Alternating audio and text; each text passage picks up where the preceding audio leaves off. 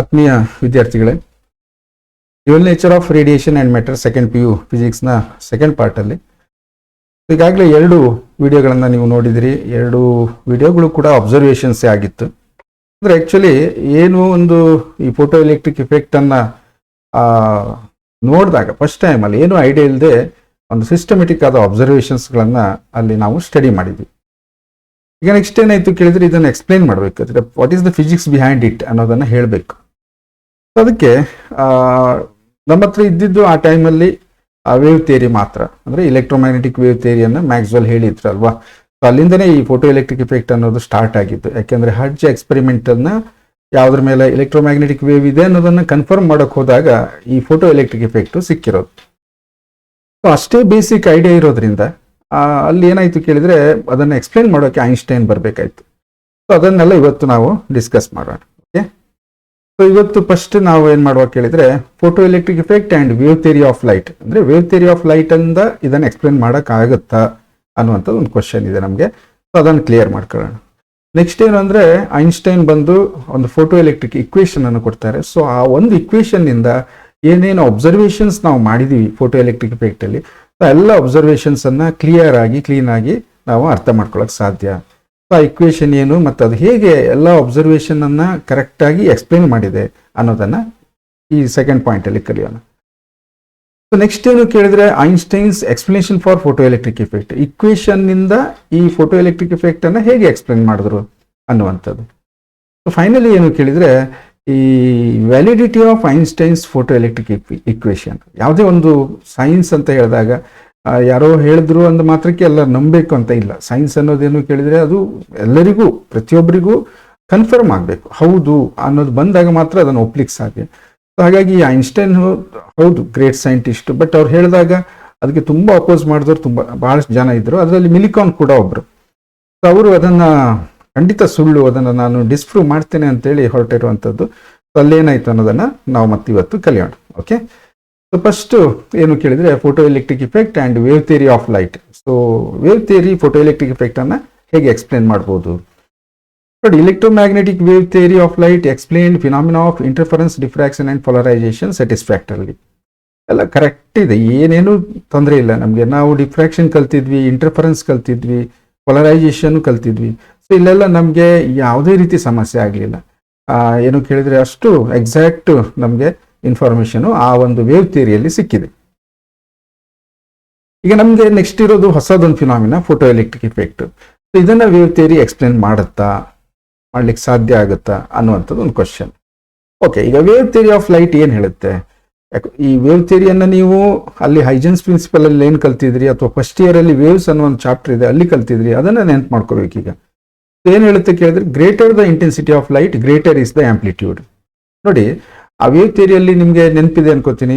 ಈ ನಮ್ಮ second PUದಲ್ಲಿ wave optics ಅನ್ನು ನೀವು ಕಲ್ತಿದ್ರಿ. ಅಲ್ಲಿ ಏನು ಮಾಡ್ತೀವಿ ನಾವು, intensity is directly proportional to square of the amplitude. So ನೀವು ಫಸ್ಟ್ PUಗೆ ಹೋದ್ರಿ, ವೇವ್ಸ್ ಚಾಪ್ಟರ್ ಓಪನ್ ಮಾಡಿದರೆ ಎಕ್ಸ್ಪ್ರೆಷನ್ ಸಿಗುತ್ತೆ ಇಂಟೆನ್ಸಿಟಿದು.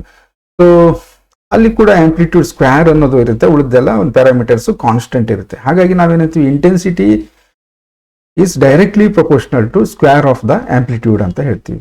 ಓಕೆ, ಹಾಗಾದರೆ ಈ ನೆಕ್ಸ್ಟ್ ಅದೇ ಚಾಪ್ಟ್ರಲ್ಲಿ ನಿಮಗೆ ಎನರ್ಜಿ ಬಗ್ಗೆ ಬರುತ್ತೆ. ಸೊ ಎನರ್ಜಿಯಲ್ಲಿ ಆಂಪ್ಲಿಟ್ಯೂಡ್ ಇನ್ವಾಲ್ವ್ ಆಗುತ್ತೆ. ಹಾಗಾದರೆ ಯಾವಾಗ ಎನರ್ಜಿ ಜಾಸ್ತಿ ಆಗುತ್ತೆ? ನಾವೀಗ ಡೈರೆಕ್ಟಾಗಿ ಆಂಪ್ಲಿಟ್ಯೂಡ್ ಯಾವಾಗ ಜಾಸ್ತಿ ಇರುತ್ತೋ ಅದರ ಎನರ್ಜಿ ಜಾಸ್ತಿ ಅಂತ ಹೇಳ್ಬೋದು. ಸೊ ಎಲ್ಲ ಕ್ಲಾಸಿಕಲ್ ಮೆಕ್ಯಾನಿಕ್ಸ್.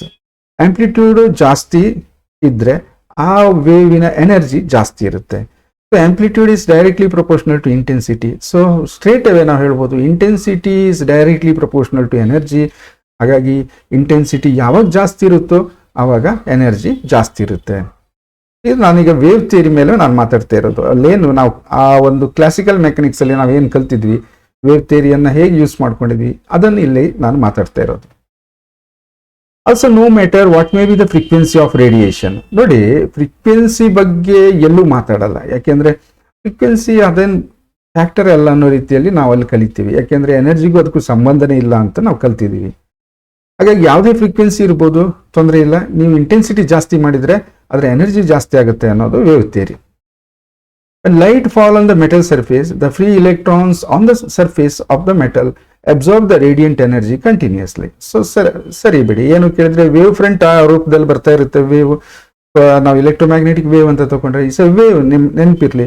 ಸೊ ವೇವ್ ಏನಾಯ್ತು, ಆ ಮೆಟಲ್ ಸರ್ಫೇಸ್ ಮೇಲೆ ಬಂದು ಬಿದ್ದಾಗ ಆ ಮೆಟಲ್ ಸರ್ಫೇಸ್ ಅಲ್ಲಿ ಏನಾಗುತ್ತೆ ಕೇಳಿದ್ರೆ ಕಂಟಿನ್ಯೂಸ್ ಎನರ್ಜಿ ಅಬ್ಸಾರ್ಪ್ಷನ್ ಆಗುತ್ತೆ. ಎನರ್ಜಿ ಅಬ್ಸಾರ್ಪ್ಷನ್ ಕಂಟಿನ್ಯೂಸ್ ಆಗಿ ಆಗ್ತಾ ಇರುತ್ತೆ ಅನ್ನುವಂಥದ್ದು.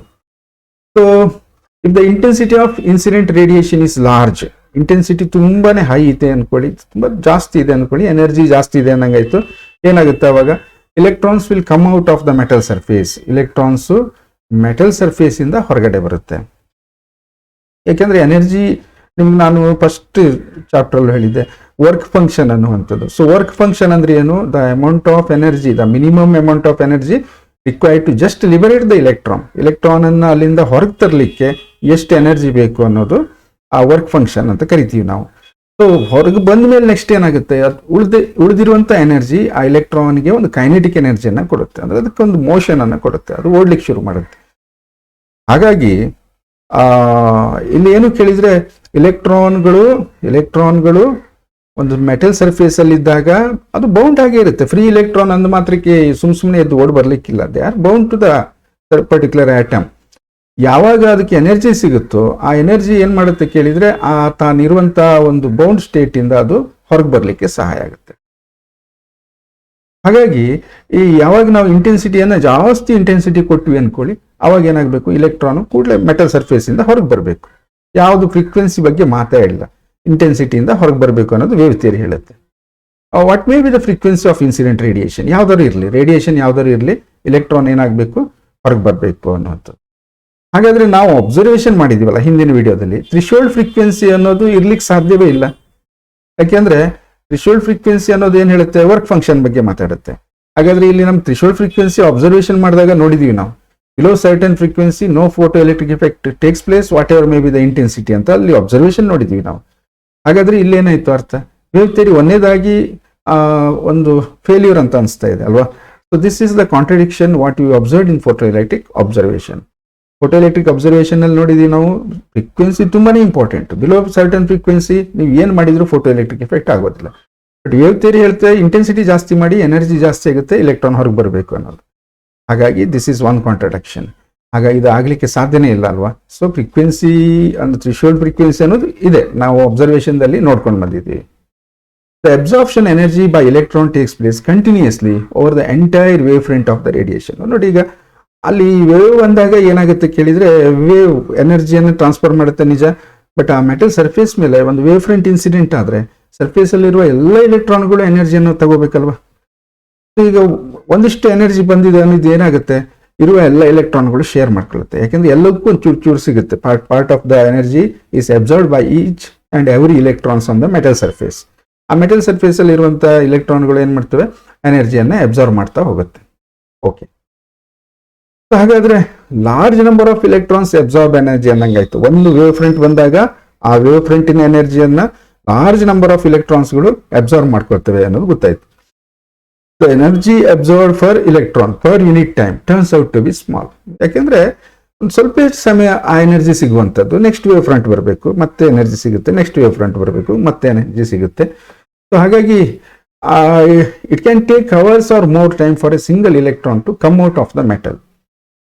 ಒಂದು ಇಲೆಕ್ಟ್ರಾನು ಒಂದು ವೇವ್ ಫ್ರಂಟ್ ಇಂದ ಒಂದು ಸ್ವಲ್ಪ ಎನರ್ಜಿ ಅಂದ್ರೆ ಎಲ್ಲ ಇಲೆಕ್ಟ್ರಾನ್ಗಳು ಅಷ್ಟೇ ಎನರ್ಜಿ ತಗೊಳ್ತಾ ಇರ್ತದೆ.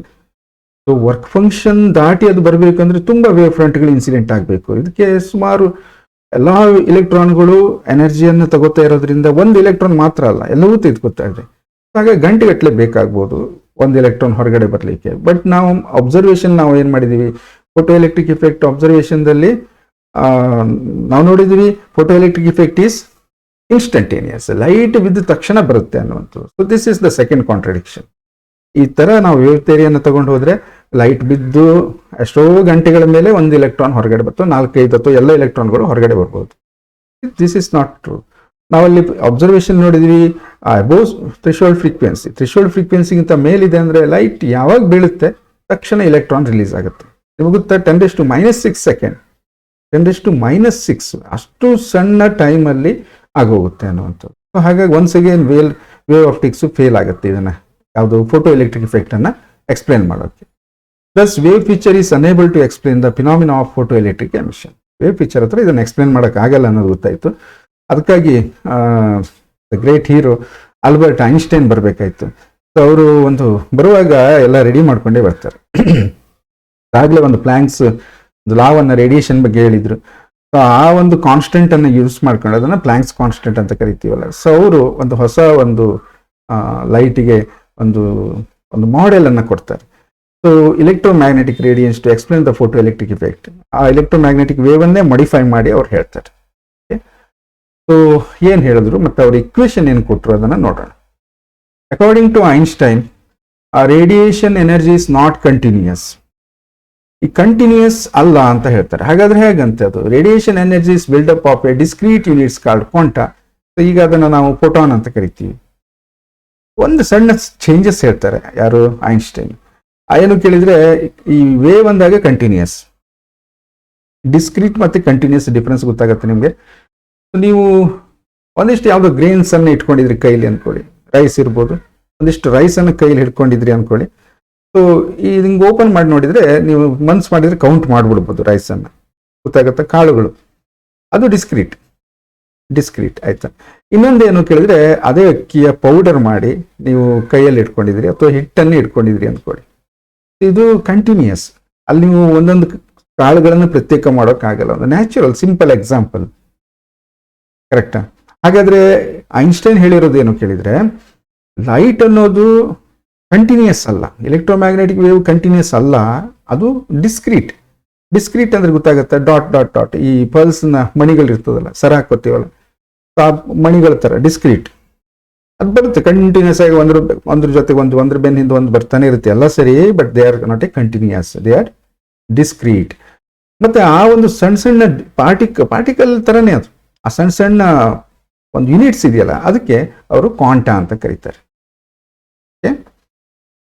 Each photon has energy is equal to h nu. ನೋಡಿ, ಇಲ್ಲಿ ಯಾಕೆ ಅವ್ರದ್ದು ಎಚ್ ತಂದು ಹಾಕಿದ್ರು ಅಂತ ಆ ತಕ್ಷಣಕ್ಕೆ ಯಾರಿಗೂ ಅರ್ಥ ಆಗಲಿಲ್ಲ. Is equal to h into nu. Nu ಅಂದ್ರೆ ಏನು? Is a frequency of radiation.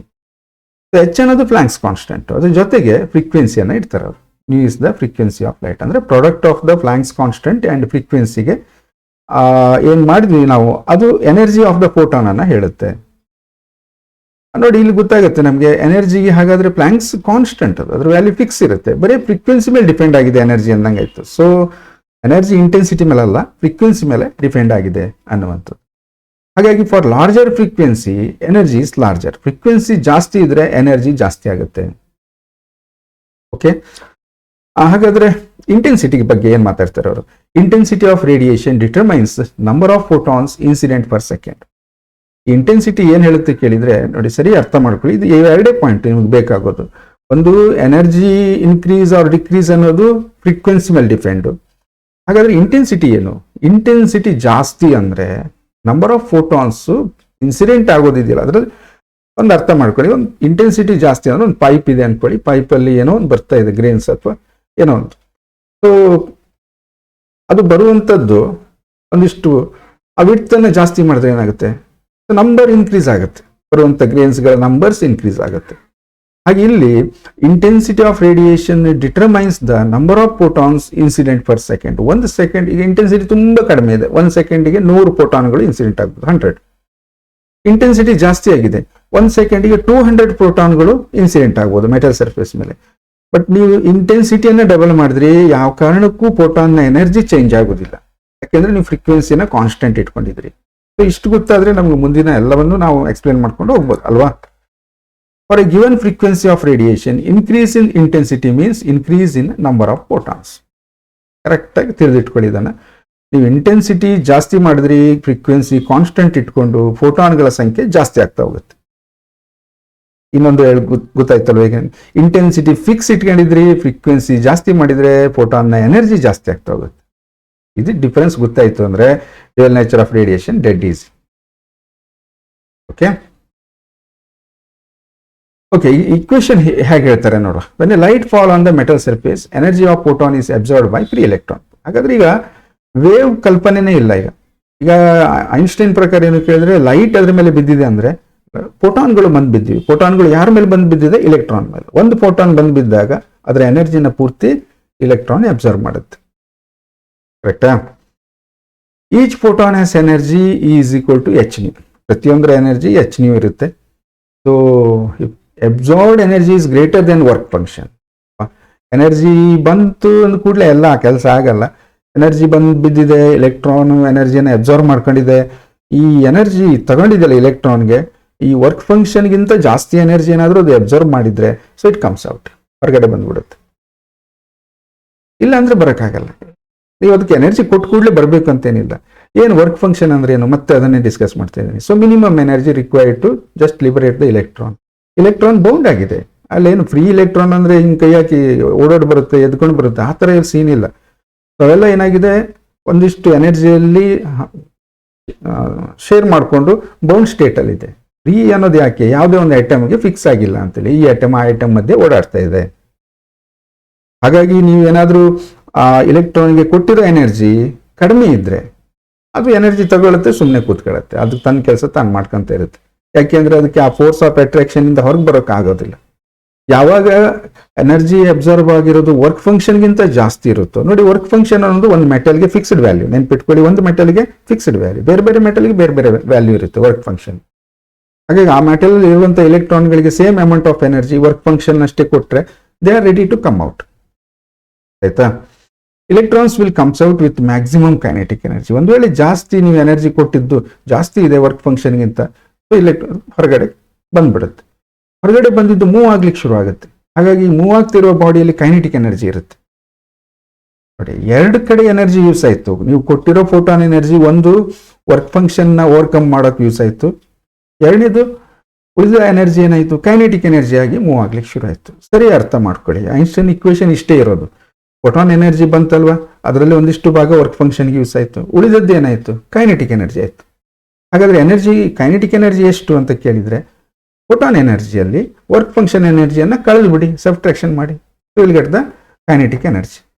So K maximum equals to h nu ಅನ್ನೋದು photon energy minus phi naught ಅಂತೇಳಿ ಅಲ್ವಾ. So this is Einstein's photoelectric equation. Right Einstein's photoelectric equation and explain the terms ಅಂತ ಕೇಳ್ಬೋದು 1 or 2 ಮಾರ್ಕಿಗೆ. ಇಲ್ಲಿ phi naught ಅನ್ನೋದು work function, h nu ಅನ್ನೋದು energy of the photon. Clear? Okay, good. ನೆಕ್ಸ್ಟಿಗೆ explanation ಬೇಕಲ್ವ ನಮಗೆ. ಐನ್ಸ್ಟೈನ್ ಈ ಇಕ್ವೇಶನ್ ಇಟ್ಕೊಂಡು ಹೇಗೆ ಎಕ್ಸ್ಪ್ಲೇನ್ ಮಾಡಿದ್ರು, ಒಂದೊಂದು ಅಬ್ಸರ್ವೇಷನ್ ನೆನಪು ಮಾಡ್ಕೊಳ್ತಾ ಹೋಗೋಣ. ಸೊ ಅಬ್ಸರ್ವೇಷನ್ 1 ಅಲ್ಲಿ ನಾವು ನೋಡಿದ್ವಿ photoelectric effect is instantaneous. Photoelectric effect instantaneous, ತಕ್ಷಣ ಆಗುವಂಥದ್ದು. ಕಾರಣ ಹೇಳಬೇಕೀಗ. ಐನ್ಸ್ಟೈನ್ ಏನು ಹೇಳ್ತಾರೆ ಕೇಳಿದರೆ, photoelectric emission is the result of the collision between the photon and an electron. Electron particle, photon ಅನ್ನು ಅವರು ಪಾರ್ಟಿಕಲ್ ಥರನೇ ಅಂದ್ಬಿಟ್ಟಿದ್ದಾರೆ. ಸೊ ಹಾಗಾಗಿ ಆ ಇಂಟ್ರಾಕ್ಷನ್ ಆಗುತ್ತಲ್ಲ, ಕೊಲಿಷನ್ ಆಗುತ್ತಲ್ಲ, so this last for A very short interval, 10⁻⁻⁶ second ಒಳಗಡೆ ಆಗೋಗುತ್ತೆ. ಸೊ ಹಾಗಾಗಿ ಯಾವಾಗ ಲೈಟ್ ಮೆಟಲ್ ಸರ್ಫೇಸ್ ಮೇಲೆ ಬೀಳುತ್ತೋ ತಕ್ಷಣಕ್ಕೆ ಏನಾಗುತ್ತೆ, ಫೋಟೋಎಲೆಕ್ಟ್ರಿಕ್ ಇಲೆಕ್ಟ್ರಾನ್ಗಳು ರಿಲೀಸ್ ಆಗ್ತವೆ. ಹಾಗಾಗಿ ಒಂದು ಅಬ್ಸರ್ವೇಷನ್ಗೆ ಅವ್ರು ಹೇಳಿರುವಂಥ ಕಾರಣ ಏನು ಕೇಳಿದರೆ, collision between photon and electron ಇದೆಯಲ್ಲ, ಇಸ್ ಪರ್ಫೆಕ್ಟ್ಲಿ ಇಲಾಸ್ಟಿಕ್ ಕೊಲಿಷನ್, ಕೂಡಲೇ ಎನರ್ಜಿ ಟ್ರಾನ್ಸ್ಫರ್ ಆಗುತ್ತೆ. So therefore photoelectric effect is instantaneous ಅನ್ನೋ. ನೆಕ್ಸ್ಟ್ ಏನು ಕೇಳಿದ್ರೆ, ಅಬ್ಸರ್ವೇಷನ್ ನಂಬರ್ 2ದಲ್ಲಿ below certain minimum frequency no photoelectric emission takes place. ಒಂದು ಫ್ರೀಕ್ವೆನ್ಸಿ ನೀವು ಕಮ್ಮಿ ಮಾಡ್ತಾ ಬಂದರೆ ಫೋಟೋಎಲೆಕ್ಟ್ರಿಕ್ ಇಫೆಕ್ಟ್ ಆಗ್ತಾ ಇತ್ತು ಅಂದ್ಕೊಳ್ಳಿ, ಕಮ್ಮಿ ಮಾಡ್ತಾ ಒಂದು ಪಾಯಿಂಟಲ್ಲಿ ಏನಾಗುತ್ತೆ, ಫೋಟೋಎಲೆಕ್ಟ್ರಿಕ್ ಇಫೆಕ್ಟ್ ನಿಂತೋಗುತ್ತೆ. ನೀವು ಇಂಟೆನ್ಸಿಟಿ ಏನೂ ಚೇಂಜ್ ಮಾಡಲಿಲ್ಲ, ಯಾವುದೂ ಚೇಂಜ್ ಮಾಡಲಿಲ್ಲ, ಬರೀ ಫ್ರೀಕ್ವೆನ್ಸಿ ಡಿಕ್ರೀಸ್ ಮಾಡ್ತಾ ಬಂದರೆ ನಿಂತೋಗುತ್ತೆ. ಇನ್ನೊಂದು ರೀತಿ ಹೇಳೋದಾದರೆ, ಫ್ರೀಕ್ವೆನ್ಸಿಯನ್ನು ಮಿನಿಮಮ್ ವ್ಯಾಲ್ಯೂಯಿಂದ ನೀವು ಇನ್ಕ್ರೀಸ್ ಮಾಡ್ತಾ ಬಂದರೆ ಯಾವುದೇ ಕಾರಣಕ್ಕೂ ಫೋಟೋಎಲೆಕ್ಟ್ರಿಕ್ ಇಫೆಕ್ಟ್ ಆಗೋದಿಲ್ಲ. ಎಲ್ಲಿವರೆಗೆ, ಒಂದು ಫ್ರೀಕ್ವೆನ್ಸಿವರೆಗೆ. ಆ ಫ್ರೀಕ್ವೆನ್ಸಿಯಿಂದ ಫೋಟೋಎಲೆಕ್ಟ್ರಿಕ್ ಇಫೆಕ್ಟ್ ಸ್ಟಾರ್ಟ್ ಆಗುತ್ತೆ ಅಲ್ವಾ. ಹಾಗಾದರೆ ಇದಕ್ಕೆ ಏನು ಎಕ್ಸ್ಪ್ಲನೇಷನ್ ಕೊಡ್ಬೋದು? ಐನ್ಸ್ಟೈನ್ಸ್ ಫೋಟೋಎಲೆಕ್ಟ್ರಿಕ್ ಇಕ್ವೇಶನ್ ಹೇಳುತ್ತೆ K maximum equals to h nu minus phi naught ಅನ್ನುವಂಥದ್ದು. ಫೈ ನಾಟ್ ಅಂದರೆ ವರ್ಕ್ ಫಂಕ್ಷನ್, ಎಚ್ ನ್ಯೂ ಅಂದರೆ ಫೋಟಾನ್ ಎನರ್ಜಿ, ಕೆ ಮ್ಯಾಕ್ಸಿಮಮ್ ಅನ್ನೋದು kinetic energy of the emitted electron ಅಲ್ವಾ. ನಮ್ಗೆ already h nu is the energy of photon, phi naught is the work function. Okay, kinetic energy minimum 0 ಇರ್ಬೋದು, body ರೆಸ್ಟಲ್ಲಿದೆ ಅಂದರೆ 0 ಆಗ್ಬೋದು.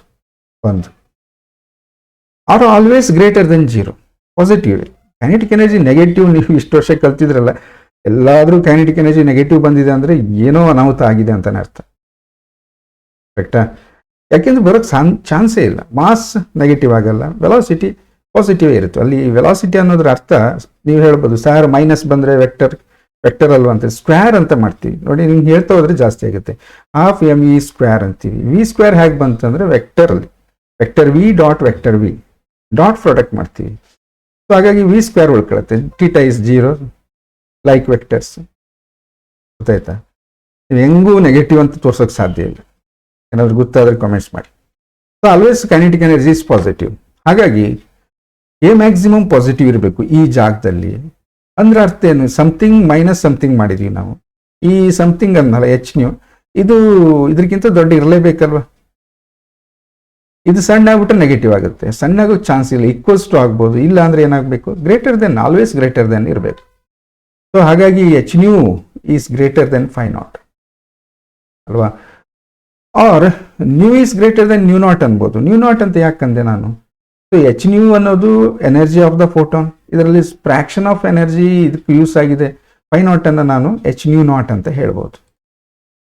So it shows that there exists a minimum frequency called threshold frequency below which no photoelectric effect takes place. ಹಾಗಾದ್ರೆ ಈ new not ಹೇಳಿದ್ನಲ್ಲ ನಾನು, ಅದನ್ನು ಏನು ಮಾಡುವ ನಾವು? ವರ್ಕ್ ಫಂಕ್ಷನ್ ಅನ್ನು ಈ ರೀತಿನೂ ಬರೀಬೋದಲ್ವಾ? Phi is equal to h nu naught. Clear? Okay.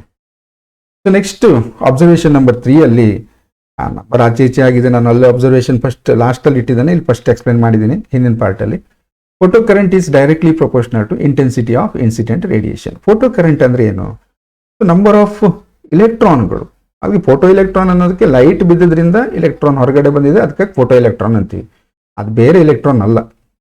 ಗೊತ್ತಾಯ್ತಾ? ಫೋಟೋ ಎಲೆಕ್ಟ್ರಾನ್ ಅಂದ್ರೆ ಈಗ ನೋಡಿ, ಫೋರ್ಸು, ಥ್ರಸ್ಟ್, ಆಕ್ಷನ್, ರಿಯಾಕ್ಷನ್ ಅಂತ ಸಂದರ್ಭಕ್ಕೆ ತಕ್ಕಾಗಿ ನಾವು ಫೋರ್ಸ್ ಅನ್ನ ಆ ರೀತಿ ಎಕ್ಸ್ಪ್ಲೇನ್ ಮಾಡ್ತಾ ಹೋಗ್ತೀವಿ. ಯಾವುದು ನೋಡಿ, ದೊಡ್ಡ ಫೇಮಸ್ ಇರುವಂತ ವ್ಯಕ್ತಿಗಳಿಗೆಲ್ಲ ಬಹಳಷ್ಟು ಹೆಸರುಗಳಿರ್ತವೆ. ಹಾಗೆ ಇಲ್ಲೂ ಕೂಡ ನಮ್ಗೆ ಕೆಲವು ತುಂಬಾ ಪಾಪ್ಯುಲರ್ ಇರುತ್ತೆ ಫಿಸಿಕ್ಸ್ ಅಲ್ಲಿ. ಸ್ಟಡಿ ಆಫ್ ನೇಚರ್ ಅಲ್ವಾ ಇದು? ಅದಕ್ಕೆ ಇಲೆಕ್ಟ್ರಾನ್ಗಳೆಲ್ಲ ಪಾಪ್ಯುಲರ್. ನಮಗೆ ಒಂದೊಂದು ಸಂದರ್ಭದಲ್ಲಿ ಒಂದೊಂದು ರೀತಿ ಬರೋದ್ರಿಂದ ನಾವು ಅದಕ್ಕೆ ಒಂದೊಂದು ಹೆಸರನ್ನ ಇಡ್ತೀವಿ. ಬಟ್ ಇಲೆಕ್ಟ್ರಾನೇ ಅದು ನೆನಪಿರ್ಲಿ. ಇಲ್ಲಿ ಫೋಟೋ ಇಲೆಕ್ಟ್ರಾನ್ ಅನ್ನೋದು ಇಲೆಕ್ಟ್ರಾನ್ ಡ್ಯೂ ಟು ಲೈಟ್. ಫೋಟೋ ಅನ್ನೋದು ಲೈಟಿಗೆ ಸಮಾನಾರ್ಥ. ಈಗ ಇಲ್ಲಿ ಏನಾಗುತ್ತೆ ಅಂದ್ರೆ, ಫೋಟೋ ಕರೆಂಟ್ ಅಂದ್ರೆ ಏನು ನೋಡಿ, ಆ ಹಿಂದಿನ ಎಕ್ಸ್ಪೆರಿಮೆಂಟ್ಗಳಲ್ಲಿ ಇಲೆಕ್ಟ್ರಾನ್ಗಳು ಮೂವ್ ಆಗುತ್ತಲ್ಲ, ಇಲೆಕ್ಟ್ರಾನ್ ಮೂವ್ ಆದಾಗ ಅಲ್ಲಿ ಕರೆಂಟ್ ಇದೆ ಅಂತ ನಾವು ಕರಿತೀವಿ. Large number of electron move ಆದಾಗ ಏನಂತೀವಿ? ಕರೆಂಟ್ ಇನ್ಕ್ರೀಸ್ ಆಗಿದೆ ಅಂತ ಕರಿತೀವಿ. ಲಾರ್ಜ್ ನಂಬರ್ ಆಫ್ ಇಲೆಕ್ಟ್ರಾನ್ ಯಾವಾಗ ಮೂವ್ ಆಗ್ಲಿಕ್ಕೆ ಸಾಧ್ಯ? Large number of photons incident ಆದಾಗ. ಲಾರ್ಜ್ ನಂಬರ್ ಆಫ್ ಫೋಟಾನ್ ಅಂದ್ರೆ ಅರ್ಥ ಏನು? Intensity of light is large ಅಲ್ವಾ? ಸೊ ಹಾಗಾಗಿ intensity of incident radiation is the number of photons incident per unit area per second on emitter. Intensity ಅನ್ನೋದನ್ನ ನಾವು ಆ ರೀತಿ ಡಿಫೈನ್ ಮಾಡ್ತೀವಿ. ನಂಬರ್ ಆಫ್ ಫೋಟಾನ್ಸ್ ಇನ್ಸಿಡೆಂಟ್ ಒಂದು ಸಣ್ಣ ಏರಿಯಾದ ಮೇಲೆ ಪ್ರತಿ ಸೆಕೆಂಡಿಗೆ ಎಷ್ಟು ಅನ್ನೋದ್ರ ಮೇಲೆ ಲೆಕ್ಕ ಹಾಕ್ತೀವಿ. ಇದೇನಾದ್ರು ಜಾಸ್ತಿ ಇದ್ರೆ, number of photons per unit area per second ಜಾಸ್ತಿ ಇದ್ರೆ ಇಂಟೆನ್ಸಿಟಿ ಜಾಸ್ತಿ ಅಂತೀವಿ ಅಲ್ವಾ? So ಹಾಗಾಗಿ as intensity increases, more photons collide with free electrons and therefore more electrons are emitted out of the metal. ಫೋಟಾನ್ಗಳ ಸಂಖ್ಯೆ ಜಾಸ್ತಿ ಆದಾಗ ಏನಾಗುತ್ತೆ? ಆಟೋಮೆಟಿಕ್ ಆಗಿ ಎಲ್ಲ ಎಲೆಕ್ಟ್ರಾನ್ಗಳಿಗೂ, ಲಾರ್ಜ್ ನಂಬರ್ ಆಫ್ ಇಲೆಕ್ಟ್ರಾನ್ಗಳಿಗೆ ಫೋಟಾನ್ ಎನರ್ಜಿ ಸಿಗುತ್ತೆ. ಸೊ ಎನರ್ಜಿ ಸಿಕ್ಕಿದ ಮೇಲೆ ಇನ್ನೇನು ಕೆಲಸ? ಅವು ಮೆಟಲ್ ಸರ್ಫೇಸ್ ಇಂದ ಹೊರಗಡೆ ಬರುತ್ತೆ. ಕರೆಕ್ಟಾ? So in a given time increase in photo electrons means increase in photo current. ಹಾಗಾಗಿ photo current is directly proportional to intensity of incident radiation. Intensity radiation ಗೆ directly proportional photo current. Okay, clear ಆಯ್ತು ನಮ್ಗೆ? ಏನು ತೊಂದರೆ ಇಲ್ಲ, ಇದು ಅರ್ಥ ಆಗಿದೆ. ಈಗ ಸರಿಯಾಗಿ ಐನ್ಸ್ಟೈನ್ ಹೇಳ್ತಾ ಇರೋದು ನಿಜ ಅನಿಸ್ತಾ ಇದೆ.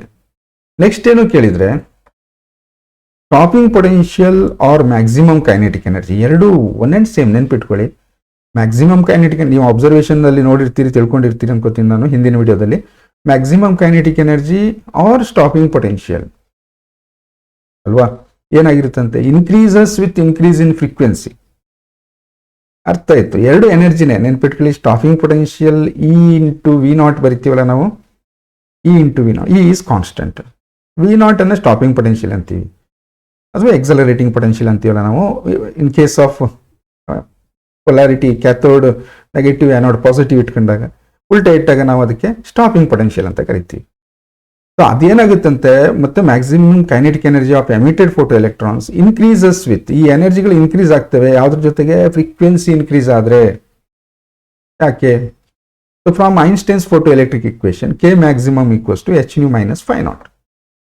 For a given metal, work function phi naught is constant ಅಲ್ವಾ. ಒಂದು ಯಾವುದೋ ಒಂದು ಮೆಟಲ್ ಅಂದ್ಕೊಂಡ್ರೆ phi naught ಫಿಕ್ಸ್ ಆಗಿರುತ್ತೆ, ಸರಿಯಾ?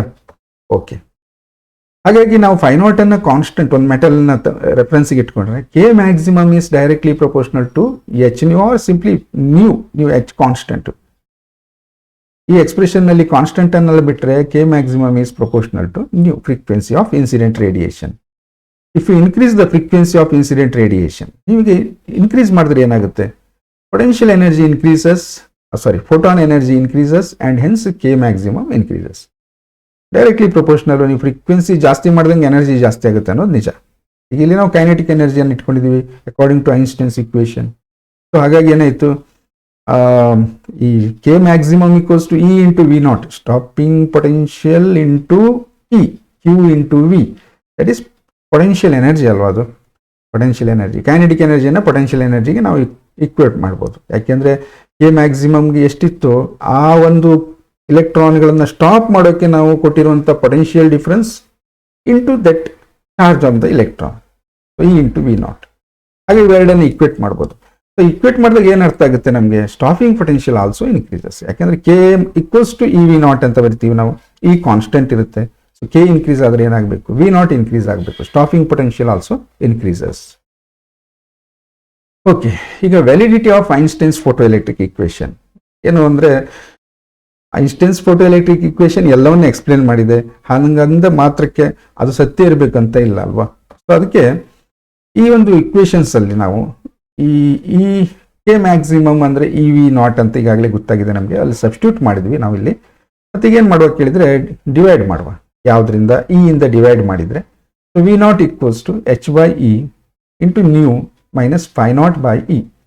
ಓಕೆ, ಇದೊಂದು ಇಕ್ವೇಶನ್. ಇದರಲ್ಲಿ ಸ್ಟಾಪಿಂಗ್ ಪೊಟೆನ್ಷಿಯಲ್ ಇದೆ, h constant, e constant, phi naught constant for a given material and e is also constant.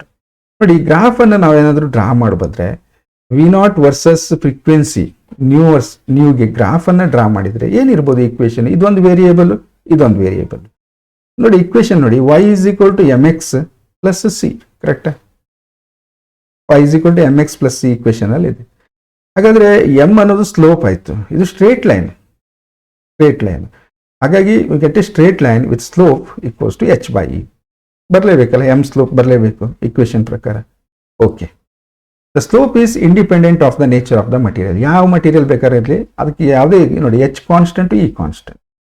ಹಾಗೆ ಸ್ಲೋಪ್ ಏನಾಗಿರಬೇಕು? ಸೇಮ್ ಸ್ಲೋಪ್ ಬರಬೇಕು. ಇನ್ನೊಂದ್ಸರಿ ನೋಡಿ, V naught versus frequency graph draw ಮಾಡಿದರೆ ಸ್ಟ್ರೇಟ್ ಲೈನ್ ಬರುತ್ತೆ. ನಾವಲ್ಲಿ ಅಬ್ಸರ್ವೇಷನ್ದಲ್ಲಿ ನೋಡಿದ್ದೀವಿ, ಇಲ್ಲೂ ಈ ಥಿಯರಾಟಿಕಲಿ ನೋಡ್ತಾ ಇದ್ದೀವಿ.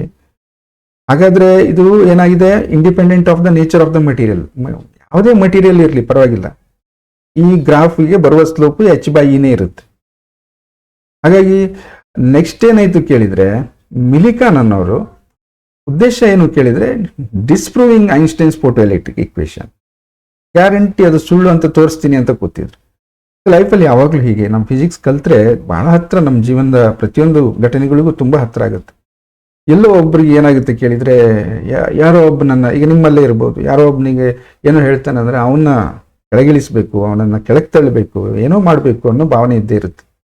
ಅದಕ್ಕೇನು ಕೇಳಿದರೆ, ನೀವು ಕರೆಕ್ಟಾದ ದಾರಿಲಿದ್ದರೆ ಅವನಿಗೆ ಆಯ್ತಪ್ಪ ಮಾಡಿ, ನೀನು ಮಾಡು, ಜನರ ಮುಂದೆ ಪ್ರಚಾರ ಮಾಡು, ನನ್ನನ್ನು ಡಿಸ್ಪ್ರೂವ್ ಮಾಡಕ್ಕೆ ಹೊರಟಿದೆಯಲ್ಲ ಮಾಡು. ಸೊ ಸೇಮ್ ಕೇಸ್ ಇಲ್ಲಾಗುತ್ತೆ ನೋಡಿ. ಐನ್ಸ್ಟೈನ್ಗೆ ಇಷ್ಟೆಲ್ಲ ವಿಚಾರ ಮಾಡಲಿಲ್ಲ, ಯಾಕೆಂದರೆ ಅವರು ಅದನ್ನು ಎಕ್ಸ್ಪ್ಲೇನ್ ಮಾಡೋದ್ರ ಕಡೆ ಗಮನ ಕೊಟ್ಟರು. ಬಟ್ ಮಿಲಿಕಾನ್ ತುಂಬ ಆಗಲೇ ಸಾಧನೆ ಮಾಡಿದಿರುವಂಥವ್ರು, I am going to disprove ಅಂತೇಳಿ ಕೂತ್ಕೊಂಡು ತುಂಬ 2-3 ವರ್ಷಗಳ ಕಾಲ ವರ್ಕ್ ಮಾಡ್ತಾರೆ. ಏನು ಮಾಡ್ತಾರೆ ಅವರು? ಸೊ ಆ ಎಕ್ಸ್ಪೆರಿಮೆಂಟಲ್ಲಿ ಅವ್ರು ಏನು ಮಾಡ್ತಾರೆ ಕೇಳಿದರೆ, ಸುಮಾರು ಆಲ್ಕಲಿ ಮೆಟಲ್ಗಳನ್ನು ಯೂಸ್ ಮಾಡ್ತಾರೆ. Use the sodium metal as an emitter. ಒಂದು ಸೋಡಿಯಂ ಮೆಟಲ್ನ ಎಮಿಟರ್ ಆಗಿ ಯೂಸ್ ಮಾಡ್ಕೋತಾರೆ. ಅವ್ರು ಮಾಡೋದೇನು ಕೇಳಿದರೆ, ಈ V naught stopping potential versus nu graph ಅನ್ನ ಪ್ಲಾಟ್ ಮಾಡ್ತಾರೆ. ನಾವೀಗಷ್ಟೇ ಡಿಸ್ಕಸ್ ಮಾಡ್ಕೊಂಡು ಬಂದ್ವಲ್ಲ, ಸೊ ಆ ಗ್ರಾಫ್ ಅನ್ನ ಪ್ಲಾಟ್ ಮಾಡಿ ಅಂದ್ರೆ ಏನಾಗುತ್ತೆ, ಸ್ಲೋಪ್ ಬರುತ್ತೆ ನಮಗೆ. ಸ್ಲೋಪ್ ಎಚ್ ಬೈ ಇ ಅಂತ ಬರುತ್ತೆ. ಅಷ್ಟೊತ್ತಿಗಾಗಲೇ ಈ ವ್ಯಾಲ್ಯೂವನ್ನ ಅಕ್ಯುರೇಟ್ ಆಗಿ ಫೈಂಡ್ ಔಟ್ ಮಾಡಿದ್ರು. ಮ್ಯಾಗ್ನಿಟ್ಯೂಡ್ ಆಫ್ ಈ ವ್ಯಾಲ್ಯೂ ಎಷ್ಟಿರುತ್ತೆ ಅನ್ನೋದು ಗೊತ್ತಿತ್ತು, ಎಲ್ಲ ಒಪ್ಕೊಂಡಿದ್ರು, ಸ್ಟ್ಯಾಂಡರ್ಡ್ ಆಗಿತ್ತು ಅದು. Using the known value of e, Millikan determine the value of Planck's constant. ಹಾಗಾದ್ರೆ ಪ್ಲಾಂಕ್ಸ್ ಕಾನ್ಸ್ಟೆಂಟ್ ಈ ವ್ಯಾಲ್ಯೂ ಗೊತ್ತಿದೆ, ಸ್ಲೋಪ್ ಗೊತ್ತಿದೆ, ಎಚ್ ಕಂಡುಹಿಡಿಬೋದಲ್ಲ, h is equal to slope into e. ಹಾಗಾದ್ರೆ ಎಚ್ ವ್ಯಾಲ್ಯೂ ಎಷ್ಟು ಬಂತು ಅಲ್ಲಿ? Value is very close to the Planck's constant, 6.626 into 10⁻34 joule per second. Disprove ಮಾಡೋಕೆ ಹೋಗಿದ್ದು ಏನಾಯ್ತು ಕೊನೆಗೆ? So Millikan proved the validity of Einstein's photoelectric equation instead of disproving it. So ಇಲ್ಲಿವರೆಗೂ ಯಾವುದೇ ರೀತಿ ಐನ್ಸ್ಟೈನ್ಗೆ ಅವಾರ್ಡ್ಗಳನ್ನು ಕೊಡಬಾರ್ದು ಅಂತಲೂ ಕಂಡೀಷನ್ ಹಾಕ್ಕೊಂಡು ಏನೆಲ್ಲ ಮಾಡಿದ್ರು. But finally he is able to prove it. ಅವರೇ ಡಿಸ್ಪ್ರೂವ್ ಮಾಡೋ ಮನುಷ್ಯರೇ ಅದನ್ನು ಪ್ರೂವ್ ಮಾಡಿ ತೋರಿಸ್ತಾರೆ. ಸೊ ಹೀಗೆ ಆ ಒಂದು ಐನ್ಸ್ಟೈನ್ ಇಕ್ವೇಶನ್ನು ಒಂದು ವ್ಯಾಲಿಡಿಟಿ ಆಗುತ್ತೆ. ಎಸ್ is true, is correct, theoretically practically verify ಆಗುತ್ತೆ. ಸೊ ಹೀಗೆ ಈ ಒಂದು ಫೋಟೋ ಎಲೆಕ್ಟ್ರಿಕ್ ಎಫೆಕ್ಟ್ನ ಎಕ್ಸ್ಪ್ಲನೇಷನ್ನು ಮತ್ತು ಫೋಟೋ ಎಲೆಕ್ಟ್ರಿಕ್ ಇಕ್ವೇಶನ್ ಕರೆಕ್ಟ್ ಇದೆ ಅನ್ನುವಂಥದ್ದು ಎಲ್ಲವೂ ಆಗುತ್ತೆ. ನೆಕ್ಸ್ಟ್ ಇರೋದು ನಮಗೆ ಹಾಗಾದರೆ ಲೈಟ್ ಏನು ಅನ್ನೋದು ನೆಕ್ಸ್ಟ್ ಕ್ವಶನ್ ನಮಗೆ. ಒಂದು ಕಡೆ ವೇವ್ ಅಂತೀರಾ, ಒಂದು ಕಡೆ ರೇ ಅಂತೀರಾ, ಒಂದು ಕಡೆ ಇಲೆಕ್ಟ್ರೋಮ್ಯಾಗ್ನೆಟಿಕ್ ವೇವ್ ಅಂತೀರಾ, ಒಂದು ಕಡೆ ಡಿಸ್ಕ್ರೀಟ್ ಇರುತ್ತೆ, ಫೋಟಾನ್ ಅಂತ ಹೇಳ್ತೀರಾ. ಇಲ್ಲೇನೋ ಒಂದಿಷ್ಟು ಐಡಿಯಾಗಳು ಮತ್ತಷ್ಟು ಫಿಸಿಕ್ಸ್ ಬೆಳಿಲಿಕ್ಕೆ ಸಾಧ್ಯ ಇತ್ತು. ಸೊ ಅದೇನು ಅಂತ ನೆಕ್ಸ್ಟ್ ಕ್ಲಾಸಿಗೆ ನೋಡೋಣ. Okay, so thank you for watching.